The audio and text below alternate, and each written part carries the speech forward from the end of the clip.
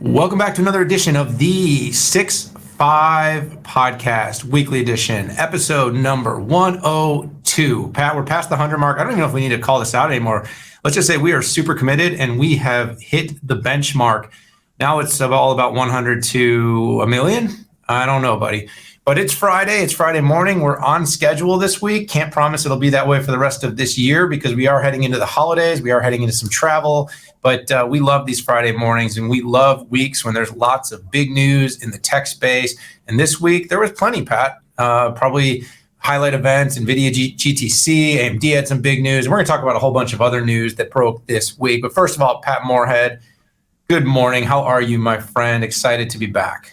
Daniel, it's my favorite part of the week, which is Friday, do most of our potting, and it's kind of free flow potting, right? We're not having a guest, which I do love our guests, don't get me wrong, but I do like to pod with my bestie. So I'm just, I'm mixing it up this week with a new background, new room in the condo down here. This might possibly be my son's room. Possibly, I don't know. You can see the Alienware going on, just possibly. His gaming. Yeah, room. I like his room. I like his collection of cool shoes, Jordans, and he's got the ultimate gamer setup. Everybody needs to know Mr. Pico Moorhead. So he also has an affinity for fast cars, like someone else I know, which is super fun. By the way, it is November 12th, and I would like to take a moment to do a little shout out. It is Miss Paula Moorhead's birthday. Am I correct? It's the wife's birthday today. So nice. And she's 33, I believe. And then my beautiful middle daughter, Avery, is turning 16 today. And no, don't ask. I'm not buying her a car. She's one of those like Z kids. She doesn't even really want to drive, which is super weird to me. But we're having that conversation because it's getting to a point where it's actually more inconvenient to me than to her that she doesn't want to do that because I'm not quite comfortable having her riding around in Ubers yet. But Pat, big week, excited. Let's just quickly knock out the disclaimers. Our show is for information and entertainment purposes only. And while we will be talking about publicly traded companies on this show, please do not take anything we say as investment advice. And of course, as a reminder for everybody out there, the 6-5, it was really all about 6 topics, 5 minutes each. We've sort of blown that, but you will get 6 topics. They are handpicked. And our whole concept here is less news, more analysis, getting in between the lines, what you really need to know about the week's most interesting stories across tech. And this week we'll have AMD, NVIDIA, Luminar, Mitel-RingCentral, Microsoft, Intel, and Qualcomm as our key topics. But who knows where we may end up between now and the end of the show. But Pat, rock and roll. You ready to, what do you always like to say? Are you ready to light this candle, Daniel? Something like that, something cheesy and Gen X-y. So, all right, well, light this candle. First topic is AMD. Wow, what a week. What a week, Pat. And I just want to say on Friday, you know this because over the weekend I was pitching back and forth with you a market watch piece I was working on. And I said, who are going to be the next 3 mega cap companies, which are companies with valuations over $200 billion. On Friday, AMD closed at somewhere around 150. On Monday, the announcement that you're about to talk about came out and their market cap jumped to 180. And I felt like I had absolutely nailed the premonition. The only problem is the piece came out after the news, despite the fact that I wrote it first. But I'm telling you here, Pat, as my witness, you knew I was writing that piece before that news broke. I did. I vouch for you. You may have asked me a question about it. That's how I know. But no, you were spot on. You were spot on. So what on earth drove the stock up to a closing of 154.45? Or actually it opened. It was interesting. I'm going to jump right to the Meta announcement, which Meta/Facebook said it was using Epic. Which, by the way, my comment was, well, that's great, but it's really not as big a news as you might have thought, and maybe that's why the stock went from 154 down to 140. But the news that came out was that AMD brought out a new EPYC, 3rd generation AMD EPYC with AMD 3D V-Cache. Wow, that's just some awesome acronyms there. So first off, HPC is an important market. It's not just for universities or national projects, although AMD did win some big ones with this chip, but also their accelerator, the MI2, the Instinct. And it's also for things like banks. It's for drug discovery. It's for high frequency trading. So high performance computing has actually turned into high performance computing, not just the national labs. So this new chip, so what the heck is a 3D V-cache? Well, what AMD did is AMD's calling it a 3D package, which I'm going to give them credit for. I thought it was more of a 2.5D, but if they're going to call it 3D, I guess it's 3D. But essentially, they've put a giant piece of cache to accelerate it. And, their claims are that it increases performance on certain HPC workloads up to 40 to 50%, which is pretty incredible. And I see now why they're winning many of these national labs. So, I mean, they've tripled the amount of L3 cache. You could put, there's 800 megabits of cache per socket, which is completely bonkers. So whether it's element analysis, structural analysis, computational fluid dynamics, EDA, this thing is absolutely rocking. AMD also brought out some partners: Altair, Ansys, Cadence, Siemens, and Synopsys.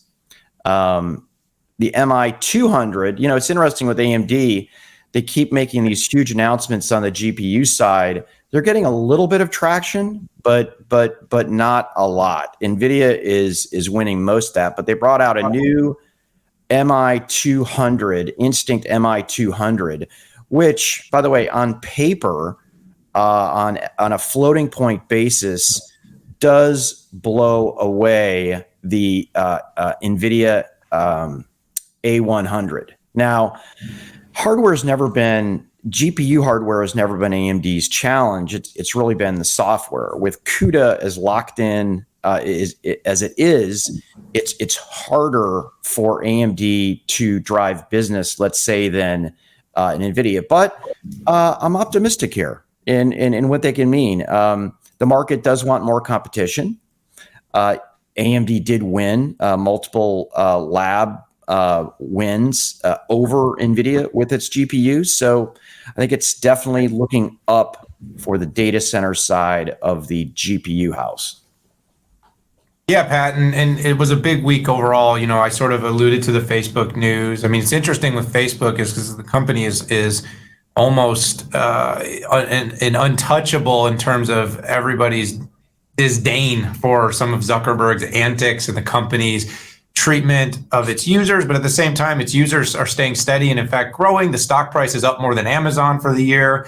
And the metaverse, they've seemed to somehow, at least in early days, taken ownership, because even Microsoft is going to partner with Meta. I can't call it Meta though. So I'm just going to call it Facebook. Because I'm not going to actually universally accept metaverse as our future term, and we'll come back to that. So that was a really big win, a big announcement for the company. The other one that I just wanted to touch on around AMD was the announcements rise with SAP and AMD becoming a deeper, more integrated partner. And this really is a shout to Lisa Su and her team's successful capturing of more substantial market share for data center compute with EPYC. As the company has usurped its longer-term goal of 10%. And I also point out that Intel still has a huge amount of market share. So everybody that's calling their demise early, they're still very, very, very important in this space. But having said that, SAP has come to recognize that it needs to make it easy for SAP users that are migrating and upgrading to S4 and to new technologies on SAP to be able to do it with AMD in the most seamless way possible. So for the longest time, there's been an extraordinarily deep partnership with Intel and SAP, and it was seemingly untouchable. But this move and the fact that SAP not only is offering it, but Rise with SAP, which is their program that's all about simplifying and bundling the delivery of SAP in the cloud is going to standardize more capabilities around AMD. It was a really good reflection. It shows a really positive momentum. All right, we were on that one a little bit longer than we intended, but good, kudos AMD. Pat, this week's big event was all about NVIDIA. GTC, even Twitter gets a little hashtag with a custom leather jacket. When we do a 6.5 summit, I want a little, one of our little heads or something to be next to our names. I mean, then we know we're doing it right. But listen, there was like 20 plus announcements. It was huge. So the way I think we could break this down, Pat, is maybe I talk about one thing, you talk about one thing that kind of stood out to you, and then we have another topic later that'll indirectly talk a little bit more about what's going on. So my focus kind of bounces off the last topic of Meta and Facebook and Metaverse. And that, in case you weren't aware, for some time now, NVIDIA's had a technology called Omniverse. And Omniverse has been all about creating more integration between our digital and physical universes through things like gaming, collaboration, simulation. And this particular GTC, the company further inundated its role and its commitment to playing in the verse.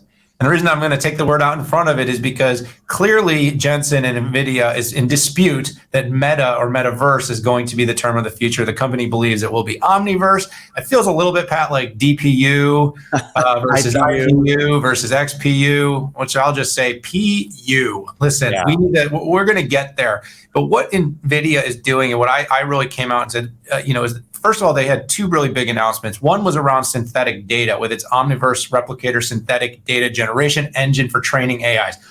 Whew, take a breath there. But what's going on there is that effectively when you're in this Omniverse, Metaverse, when you're in simulation, digital twin, you're creating all this data. And you need to be able to build models that can take that data, which is called synthetic data that's being created in a digital twin or a parallel universe, as I like to call it, and concurrently mesh it with the data of our physical universe and be able to use it for things like simulating test drives of vehicles. When you're going into the future of fully autonomous vehicles, you can create millions of simulations that create useful data that would be practical in the real world, but you need to have a way to be able to utilize that data, optimize it. Daniel, did you say digital twin? Digital twin. Oh, okay. I got you. There's a digital twin. That's the cover of my Forbes piece about it, in fact.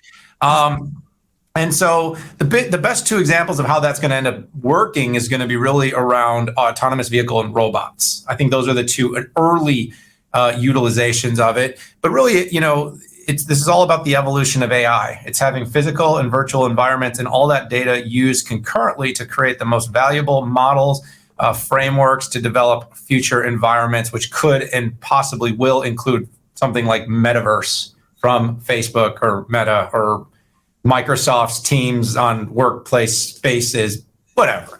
You get. I know what you're saying. The second is your avatar is waiting, is what I called that little section, but is NVIDIA Omniverse Avatar. And the company's basically built a platform for generating interactive AI avatars. And this is what we saw Jensen show off.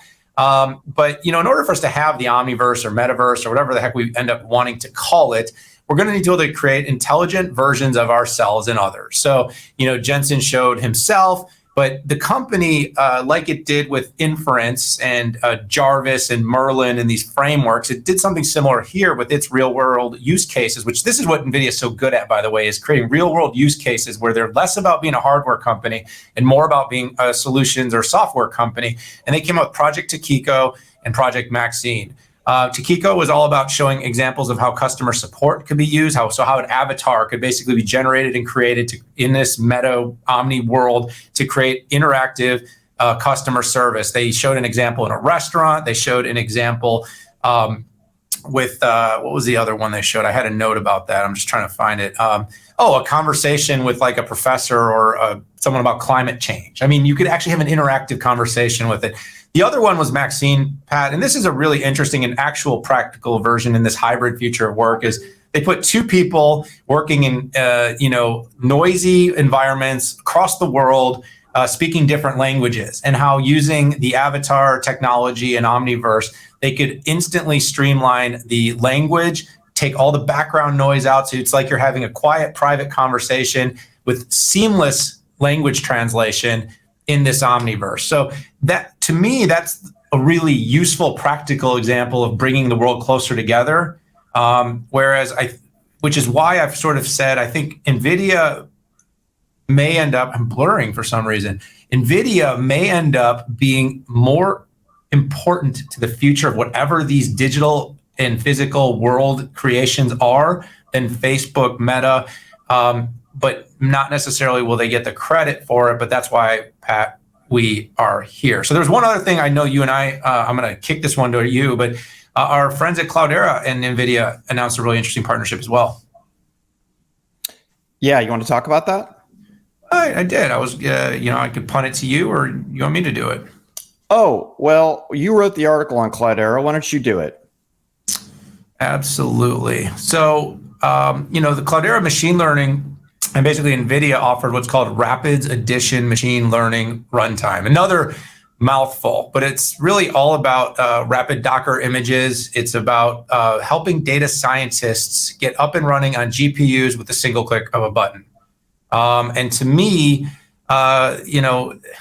this is one of those big moments where a company like Cloudera partnering with a company like NVIDIA to be able to streamline and add capabilities for democratizing data science. And by the way, Pat, this is a really important topic because we have better and better compute technology with GPUs, but the ability for enterprises to utilize it comes down to software, comes down to data management and data science. And so what I've really been impressed with is the Cloudera data platform, the company, and the way it's been basically partnering successfully around the internet, and basically removing barriers that basically enable data scientists to adopt GPUs for workloads that are, more than just deep learning. So, overall, Pat, it was a, announcement within an announcement within a number of announcements. But you and I, we track Cloudera very closely.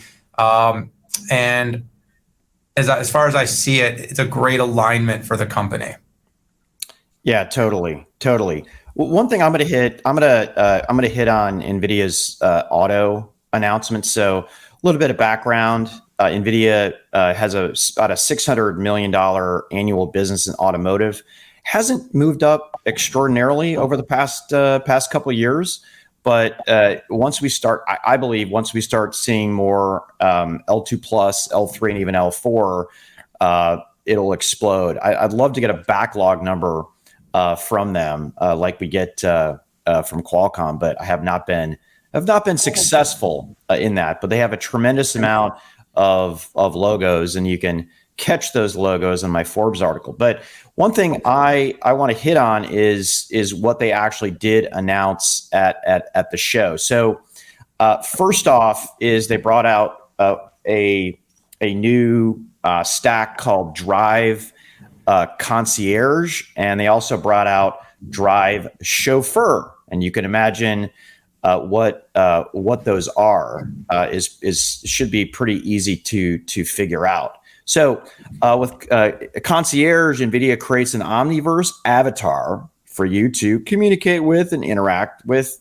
driving. You have an emoji, like a 3D emoji-like figure. It sees, it speaks, you have conversations back and forth. Unfortunately, it doesn't look like it's the Jensen emoji. It's more kind of like a robotic, but it can essentially help you do all these on-demand things like getting a reservation, easy stuff like, show me, where I can go, turn off the radio or do something like that. And then the next thing they brought in was Chauffeur, and Chauffeur is exactly what you think it might be. It's AI-assisted driving platform, and it's built for highway and urban traffic environments. Everything you would expect from NVIDIA. Does NVIDIA have too many names, too many brand names? Probably, but Chauffeur and Concierge are pretty easy for people to understand. Now, this software sits right on top of a platform called Hyperion 8. And Hyperion 8 is a platform for L3 and up to L4. You can have one or two Orins, which is the name of their SoC. You can have DriveWorks comes along with that, Drive AV software, and a bunch of tools that allow OEMs to optimize for it. Now, Hyperion 8 went GA, and part of Hyperion 8 was a full set of sensors. And what we learned at the show was that the LiDAR sensor of choice, the only LiDAR that showed up on the slide, was from a company called Luminar. And their stock price just absolutely took off. I think it went up 20% based on that announcement. And I thought it was a good way for Luminar to show off their wares, in that they're part of, I guess arguably one of the most sophisticated driving platforms out there. The other thing is, I think it put you don't need LiDAR to bed.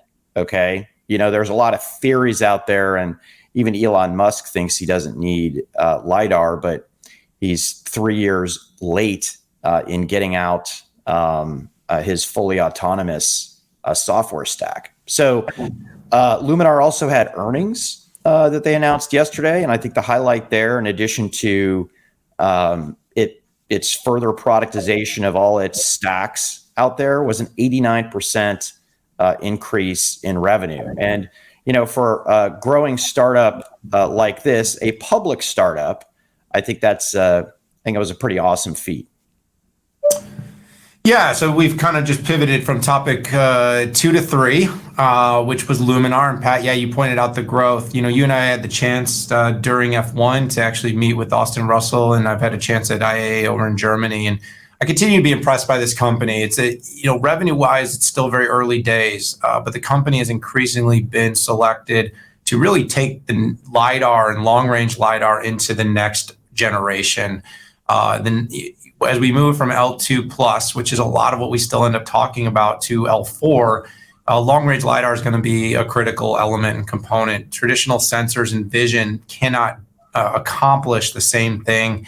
And I had the chance when I was at IAA in Germany to actually witness this hands-on, seeing, a child running out from a truck, and that the LiDAR was able to identify and stop a vehicle where traditional L2 plus driver assistant technology is not capable of doing so.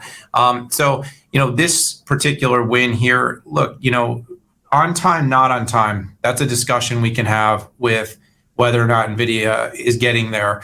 But everybody's goal is to get to L4, is to get to fully autonomous, safe, fully autonomous driver in and out of the loop, to be able to enable next generation of smart cities, connected environments.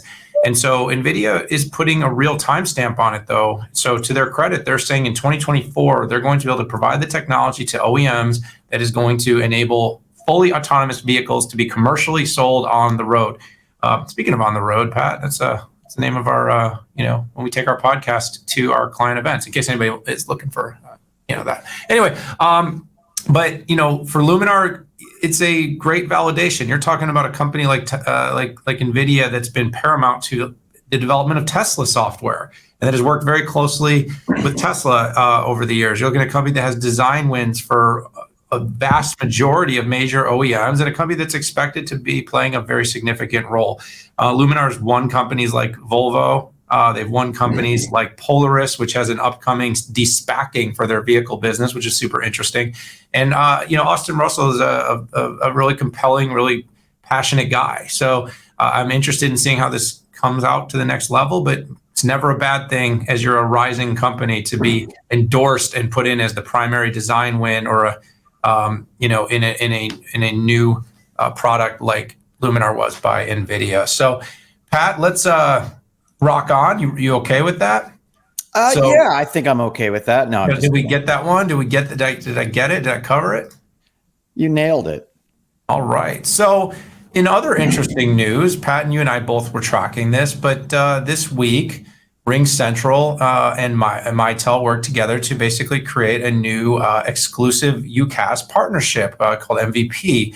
And MVP will integrate with Mitel's CloudLink technology and provide Mitel's customer base of almost 35 million with a more simple path to migrate to the cloud or cloud phone system. So it's a big move for both RingCentral, because of course the company wants to capture a bigger part of market share for UCaaS, and UCaaS is still heavily on-prem, and concurrently Mitel, which at this point still is limited to prem-based private cloud type deployments, is looking to take advantage of the market and desire for people to put phone systems in the public cloud. So the way this partnership works is that RingCentral is going to pay $650 million to Mitel, and they're going to acquire some intellectual property and patents and rights to cover network and call management, security, and infrastructure. From the Mitel side, the company's going to basically spin around and invest $200 million in equity back into RingCentral. And so, this is basically going to come out in the first half of 22, but I think this is going to be a big impact and was a very necessary move at this current juncture for Mitel, as well as a good move for RingCentral. Because like I said, you have this shifting demand, a lot like other cloud workloads, Pat, you and I have talked about, where the world thinks everything is in the public cloud, but it's not. RingCentral has grown exponentially, had some very, very big success around being simple to deploy cloud-based, IP phone systems. But you've got so many customers that still want to do this on-prem, and they have not had an answer for this. So now they're going to have an answer for this. So, credit to now chairman of the board, Mary McDowell. She's been elevated to chairman in the company now as a new CEO, Tarun Lumba. This was a timely move. It's going to be important long-term. I think it's good for both companies, and I think it solidifies both of their growth paths going forward. I've long said I think Mitel needs to get to the cloud, needs to address that particular part of the market, and now they have. Yeah, so Daniel, great analysis. I'm going to go to the one slide that's kind of the before and the after. So here's where we are today, and then I'm going to flip over here, and you can see on the far right what happens to UCaaS. Okay, it goes from Mitel hosted to RingCentral hosted.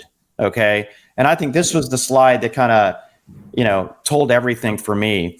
And quite frankly, this reminds me very much of what we have with HPE, we have with Dell, and we have with Lenovo that do not have their own public clouds.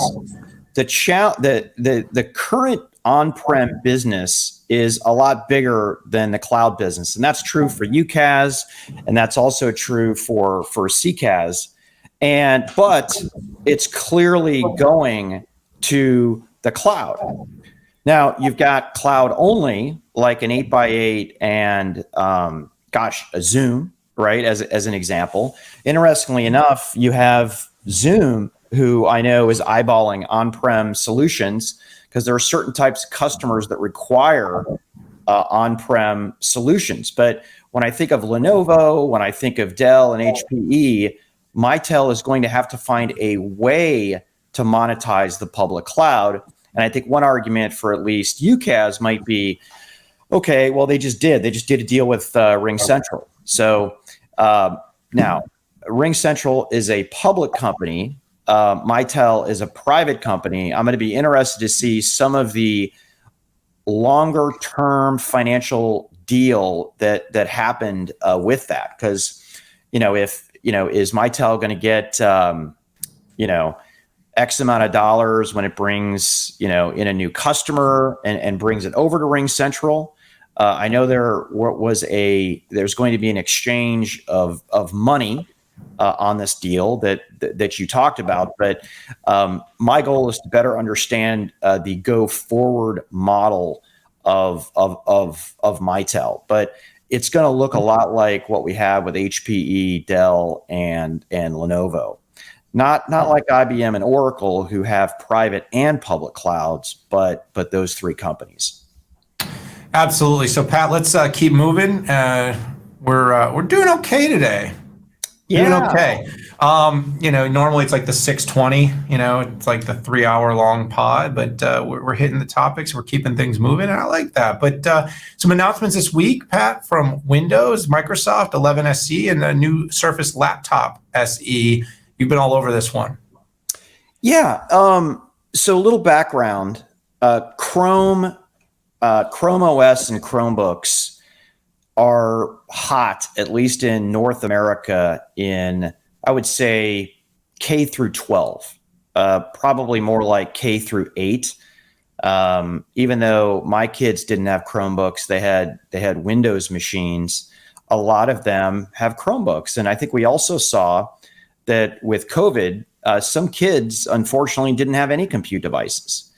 And Chromebooks basically flew off the shelves. Chrome OS has 10% market share. Windows has 82% market share. And Microsoft has been trying to stem the flow for a few years. And in my opinion, Microsoft missed two things. First of all, having the right platform. Windows is arguably a more robust platform than Chrome, although there's a lot of people who will debate that. You can run Android apps if you want on Chrome OS, but Chrome OS is really about the browser and everything you do in the browser. And if you're doing everything in the browser, typically you can hit a low cost point because you don't nearly need the horsepower to be able to hit that. But ironically, it was the degree of simplicity or the lack of simplicity that very few people talk about that I believe is hurting Microsoft in this space. We've had $249 Chromebooks come out, low-end Windows notebooks, but it didn't seem to stem the flow. So not only did the Surface team bring out a new device called the Surface Laptop SE at $249 for K through 8, they also brought out a more simplified Intune and a more simplified Teams for education. I haven't had a chance to play with the device, Daniel. I haven't had a chance to play with the software yet. I like the aspiration, but if this isn't simpler, it just isn't going to make a difference. I am hopeful because typically with Microsoft, they'll chip away at it. My gosh, Microsoft had the first Windows tablet back in 1991. I worked for the company that brought that out. We had failure after failure in tablets. Apple came along, and then the Surface Pro just kicked everybody's butt out there. So I'm hopeful. I need to use the device, and I need to use the software. Yeah, I think it's all about hitting a market. I mean, this is an area where Chrome and Google have done just extraordinarily well. But addressing that market, we all know what happened with remote learning. We all know also what happens with affinity. You get the right devices in hands when they're younger, and you build an affinity if it's good for those devices as they get older. All of our kids that have grown up, and at least here in the United States, Apple has the dominant majority of the smartphones, and these kids are absolutely Apple crazy. Hard to even convince them to consider anything else. They're mostly using Chromebooks, lower end Chromebooks, and I'll tell you what, there is very little affinity for these devices. In fact, the kids will tell you, and that's a combination of the software and the hardware. Most of them are very locked down. They're kind of, comparatively to the nicer Surface or the nicer HP devices, they're pretty cheap. They're plasticky. Their batteries aren't particularly impressive. But it was all about getting them down to a certain price point. So that's not the manufacturing. That's the spec. But Surface is creating what's looking like a more premium product, a little nicer on the eye. But to your point, it's going to have to be very easy to use, which is what has been managed with Chrome and Chromebooks so far. Lightweight, easy to use, very little you can do with the software, pretty hard to break. But these devices look good, Pat, and I've said this for a long time. The Surface line, they make very, very nice machines. I'm an everyday user of their products, and I think this is one, I think you hit it very well. Time will tell us if this was a winner. but the $249 starting price point is, at least in some communities of a little bit greater resources, should be an achievable price point. Certainly something you can't meet with Apple.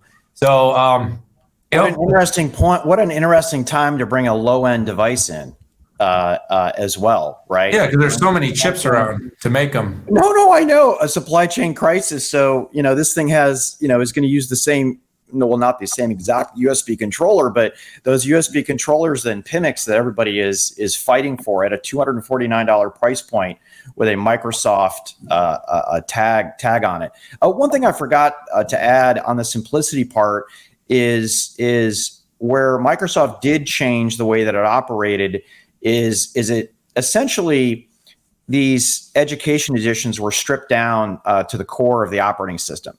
Right.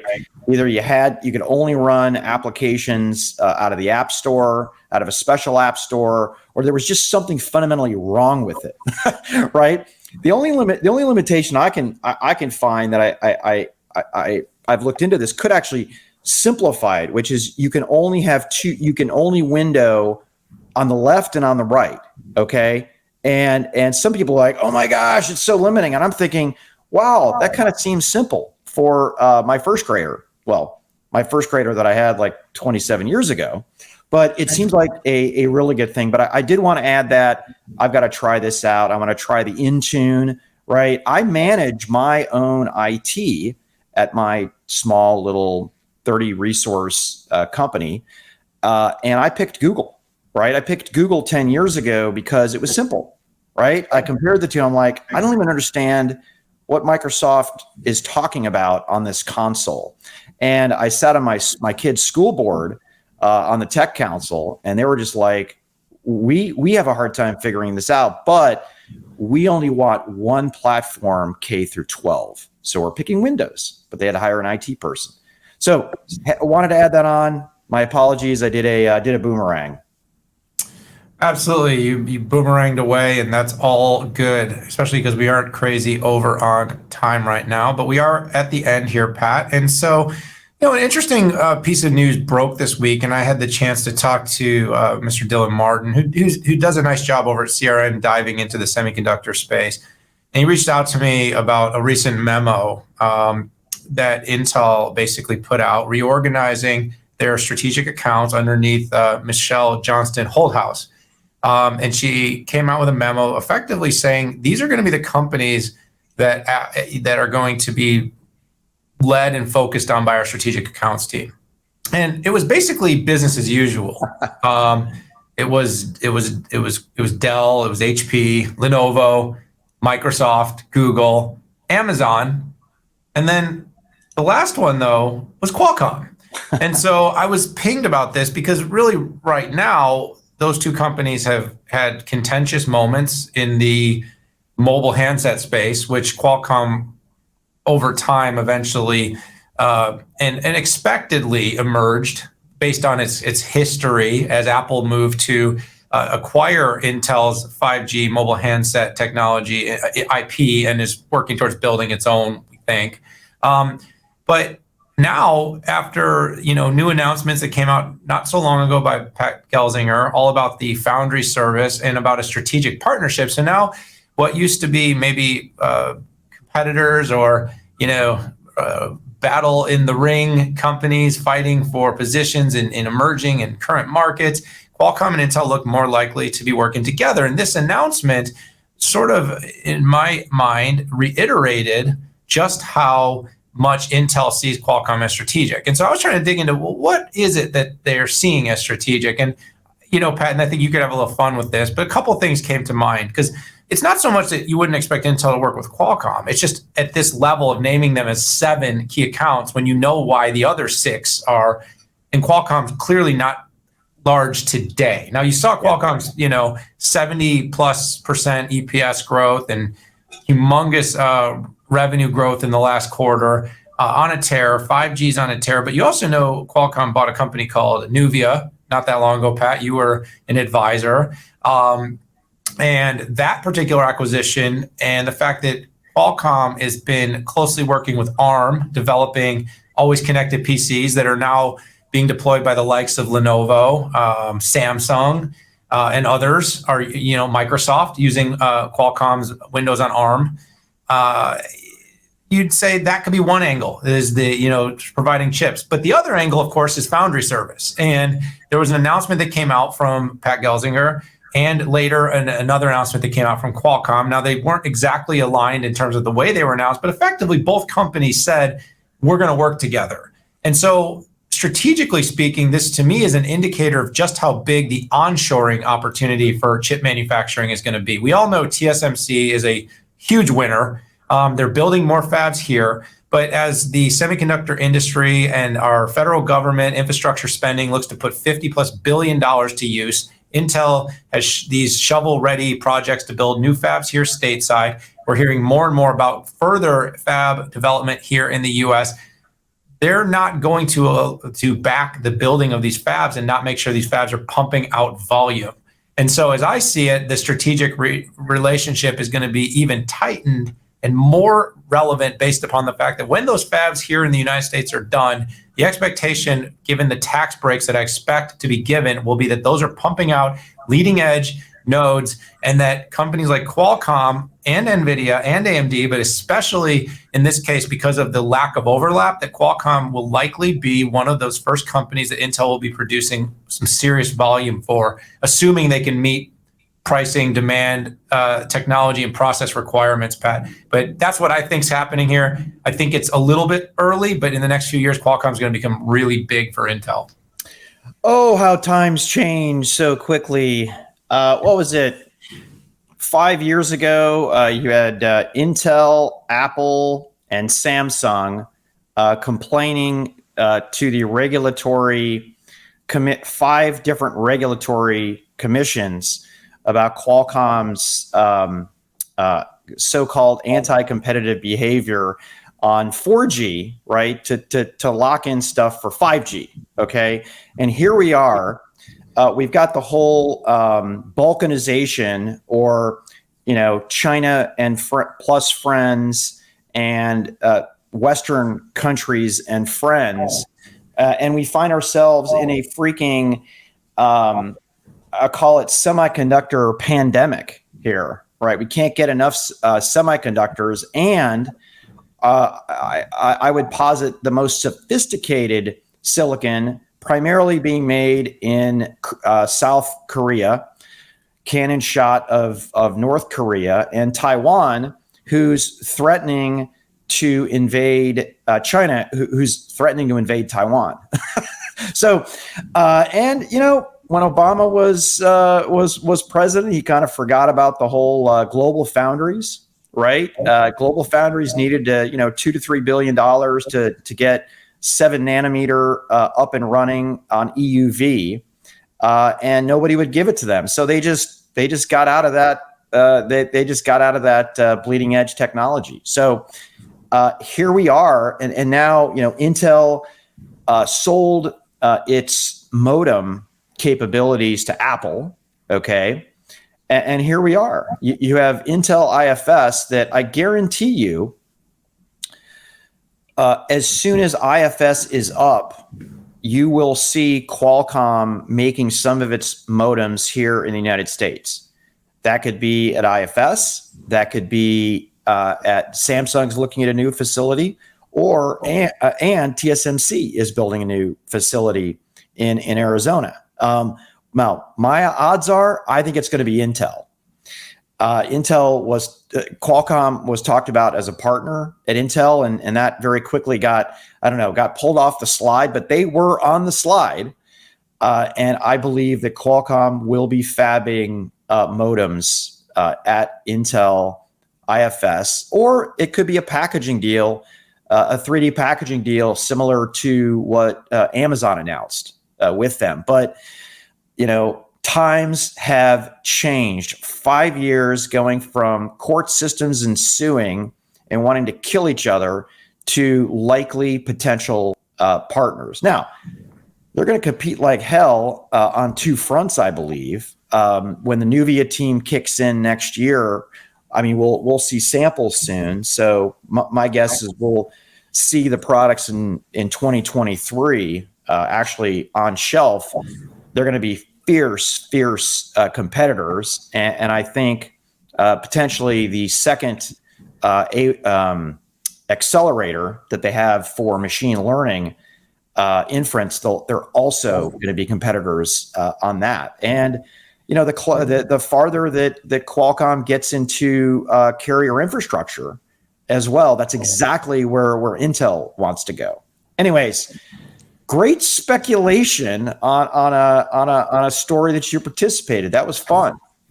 Yeah, that is a lot of fun, Pat. And not to really do much of a circle back here, but I'll stick to my guns that you have a growing TAM. Intel has recognition that they are patching a lot of gaps. However, there is competitive inroads that have been made, whether that's AMD or ARM, and that the market share will likely always be challenging to keep at the levels. And to some extent, Intel needs to diversify, and much like how AWS and these hyperscale cloud, like Microsoft is everybody's friend and everyone's competitor, and they've done it extremely well. And why can't Intel use its capabilities to have a similar type of relationship in certain parts of the market? So I look at this as a strategic move, as a smart move. I think it will take a little time, like you said, for it to all pan out. So, all right, everybody, that's it. That is it. I just went hard on a left turn there. I jerked the wheel, and it was sounding like I was going to keep talking. Nope, that's it. That's the show. We're at the top of the hour.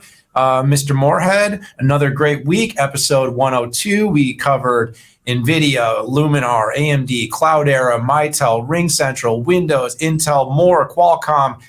Great show, Pat. Everyone out there, hit that subscribe button. Join us. Send all that good feedback my way, that negative feedback. If you don't like what you heard, at Patrick Moorhead. It's easy. Find him on Forbes, find him on LinkedIn, find him on Twitter, but let him know if you don't like something. The good stuff always comes to me. For the show, though, that's it. We're going to see you again in a week or so. Got to say goodbye. Have a good one. And I just want to remind everybody that this show is for informational and educational purposes only. We did talk about some public companies out there, but do not take this as a I did that already, right? You did that? Okay. I must have dude. been drinking that 17th cup of coffee. Anyways, complaints, like Daniel said, complaints his way, accolades my way. Have a great weekend. We love you guys.